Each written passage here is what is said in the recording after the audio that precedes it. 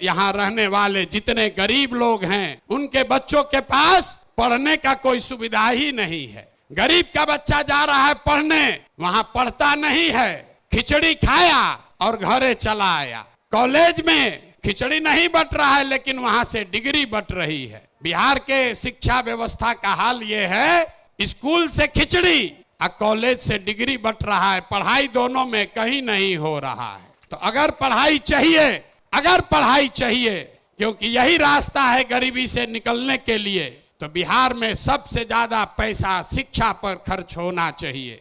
इसलिए जनसुराज कह रहा है कि जब हमारी व्यवस्था बनेगी तो 1 घंटा के अंदर शराबबंदी को उठाकर फेंक देंगे। अगर बिहार में विश्व स्तरीय सबसे अच्छा शिक्षा व्यवस्था बनाना है तो 5 लाख करोड़ रुपया चाहिए।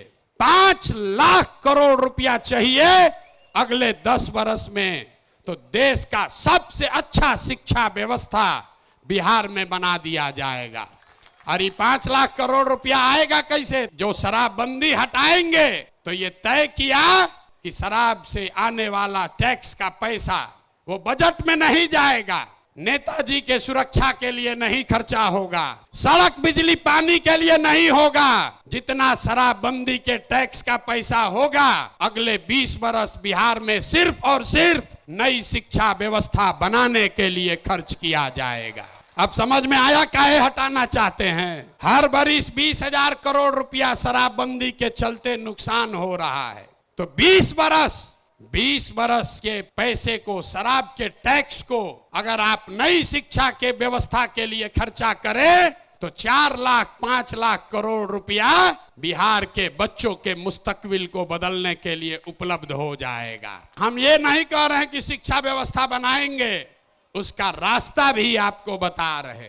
5 लाख करोड़ रुपया जुटाएंगे इसी बिहार से और ऐसी शिक्षा व्यवस्था बनाएंगे कि पूरे देश से लोग जैसे नालंदा विक्रमशिला में पढ़ने आते थे वैसे यहीं पर पढ़ने आएंगे, तभी बिहार ज्ञान का भूमि फिर से बनेगा। शराबबंदी जाएगा, नई शिक्षा व्यवस्था आएगी।